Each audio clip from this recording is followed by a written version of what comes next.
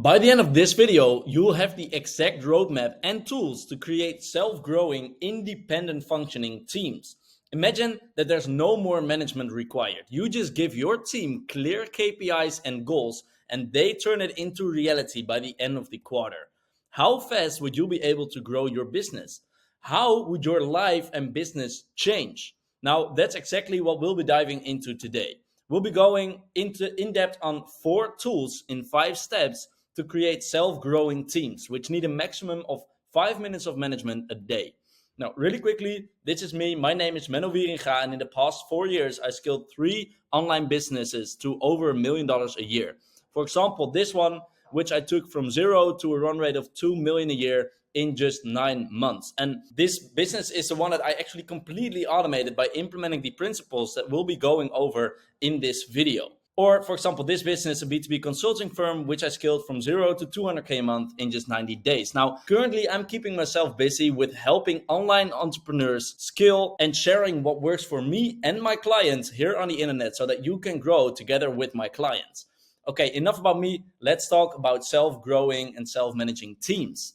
I'll be taking you through the steps one by one and sharing and explaining the tools along the way. So step 1, the first step is to get 100% clarity of your business. We do this using the customer journey. This is every touch point of a lead all the way until they become a customer. So for example, here on the left, you see the first touch point, which might be a LinkedIn post, a referral, another post, an ad, or anything else, right? Then they get to the next touch point, which might be Instagram DMs. Then they get to a sales call. Then they get to a follow-up call. Then they get another email. There's this whole route that people can go through inside of your business, and there are all touch points where your lead has a touch point with your business. You want to map this out completely, and this is what we call the customer journey. Step 2 is that we're going to connect them to responsibilities. Okay, so first just map the whole thing out, and now we'll get into what exactly the function of this whole thing is. As you can see here, I drew another customer journey and I connected every part to a department and then to people. Now, for your understanding, if your total business is between 5 and 10 people,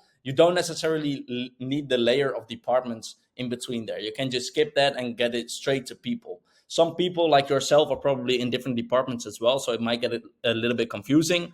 But the most important thing here is that there's always somebody responsible for every single touch point that happens inside of your business. This makes sure that the whole business in terms of responsibility will be covered. You also share this with your team and everybody knows what they are responsible for, what their function inside the business is. And because of this clarity, you will never have problems or things that fall in between the gaps of responsibilities. We now have clarity and everybody is aware of the expectations and responsibilities. So everybody knows what's expected from them and what they are responsible for. This is immediately going to change a whole lot of your business right away.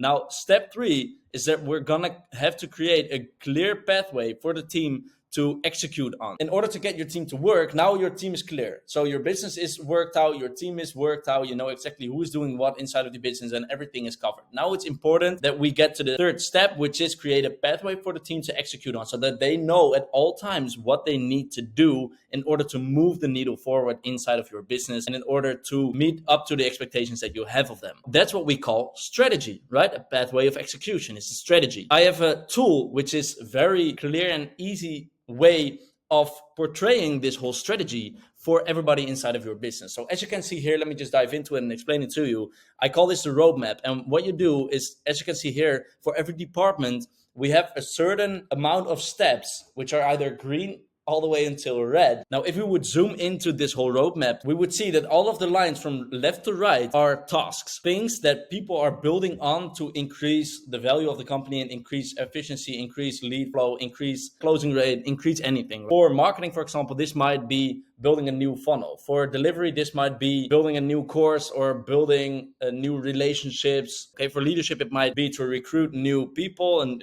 for example, leadership department is going to recruit a new sales manager. Can be anything. You map this out from left to right, step by step, until they are completed. So if everything here is green, that means everything is completed. Now we do this, we build these roadmaps on a quarterly basis, and you make people responsible, once again, for one of these roadmaps, one of these lines from left to right. So that's what they'll be working on in order to move the needle forward and grow your business for you. I think you can already see how everything is coming together here, right? We have clarity, we have responsibilities, and we have a clear roadmap for the team to execute on right now. We want to make sure that our team works effectively, and we want to create transparency. If you would automate your whole business and you would make the teams independent of anything and work on themselves and not manage them a whole lot, this would mean that you take a step back from the business. Now, what happens if you take a step back from the business? You lose clarity. You will not know exactly what is going on throughout the whole business if you're not talking to everyone on a daily basis. So in order to get this transparency and make sure that you know exactly what's going on throughout the whole business, we have another tool and another step. That's what we fix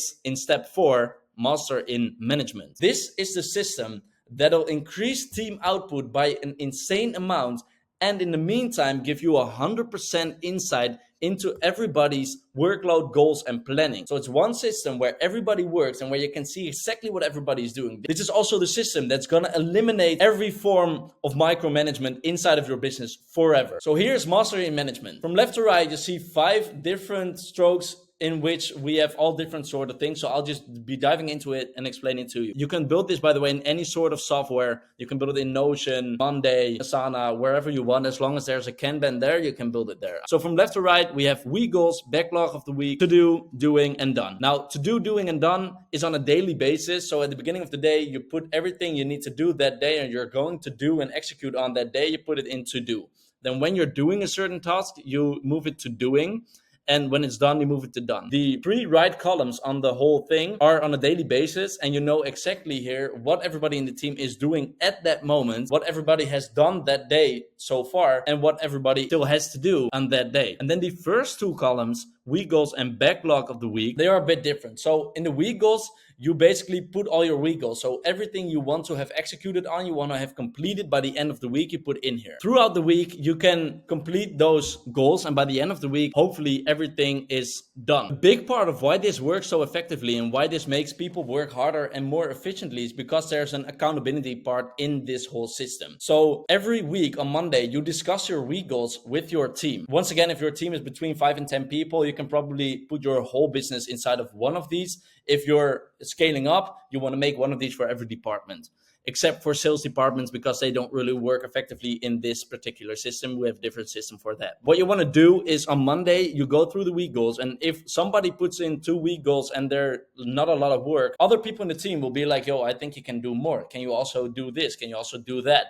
Which pushes people to their potential and actually execute on more stuff, which increases the productivity of the team. They actually have the responsibility to execute on certain tasks every single week. And the next week, after their week goals are done, they have to present it to the rest of the team and explain why they did or didn't manage to do it. This accountability part makes sure that even when you are not there, people hold each other accountable for what's happening inside of the business and for how hard they're actually working. So that's a very big aspect of this whole thing. Now, next, we have the backlog of the week. And what we do here is before you have the meeting on Monday where you discuss week goals, you put in the whole backlog of the week, which is all the to-dos, everything you need to do this week, which you already know right now. And what this helps with is to get clarity for your whole team, to know what everybody else is doing and what is still in their backlog, so what their workload is. And also it helps you to set more realistic goals. What I see happen a lot is that people first make their week goals, then they fill their backlog of the week, then they look at the backlog of the week and they're like, ooh, this is a little bit more than I thought I had to do. Then they go back to the week goals and make them more realistic. Make sure, if you do not know how to implement this, if you have any questions about this, just DM me, reach out to me. I'll gladly help you out. This system changes a lot for your business. It gives you full clarity, no micromanagement ever again, and your team output will increase by crazy amounts, which you do not expect. Okay, so that's master management. Now we almost have everything in check. There's just one piece missing, because in the roadmap, we can already see how the business is progressing. It gains a lot of insight. But the roadmap isn't ideal for continuous metrics. It's what I just talked about with the sales team. You also don't want to put your sales team inside of the roadmap, inside of the mastery management. Most of the sales related tasks are continuous. So it's a continuous task, continuous flow, continuous processes which keep on running and where people are involved. And you're not really building new stuff. For delivery, you're building more new stuff. For marketing, you're building more new stuff. Especially for leadership, you're building more new stuff. But for a sales department, it's continuing certain things, and you just want to make sure that metrics are good. So let's take a simple metric like closing rate. If we want to track this, we need something else. So in order to have clear insight into how everything is going, we have one last step. Step 5. The scoreboard. The scoreboard is basically the most watered down version, the most easy and simple way to start working with applicable data today. With data, I see two things happen. Either people make it too complicated and don't actually use their stuff, or people do not do a whole lot with data. They have no idea what they're doing. They are basing their strategic decisions on feelings and emotions and thoughts instead of actual data. And both of those things are a very bad idea. A really easy way to start using data properly and get more insight into your business and make better strategic decisions is with the scoreboard. So what we do here from left to right, we have two rows. We have standards and we have achieved last week. In the standards column, we set certain standards and benchmarks for our metrics. As you can see here, these are just random metrics. These are just examples. So conversion rate, 12%, ROAS, 5.5%, revenue, 40K, profit, 35%. These are just all metrics that you want to have in check. And these standards, the benchmarks, is what you're going to set for your team to stay on. Okay, so you want to be on this, above this, and never below this. If the number achieved last week is below this, so it's worse than the benchmark, you color it red. And if it's above, you color it green. If it's a little bit underneath the actual benchmark, you make it orange. And what you can see here is that you have some metrics for every single department, especially for more like the sales department, continuous processes department, like I just explained. The amazing thing here is that people will put it in themselves, and for you, it'll just be a clear overview for every team or just for your whole business, and you will know exactly who is doing good, who is not doing good, and you know exactly what's going on and where the biggest bottleneck is. Those are the 5 steps, including the 4 tools to create extremely efficient teams. These are the actual steps that I used in order to completely automate a $1 million business, okay? This is actually what works, and this is actually applicable for your business right now. So make sure to actually implement this stuff. Please share this with your entrepreneur friends, your managers, your business partners. And if you want to know how we scaled Bastiaan's sales team from 30K a month to 100K a month in 90 days, just check out the video on your screen right now. It's up there, it's somewhere here. Make sure to check that video out. It got very good response from my audience. All right, that's it for today.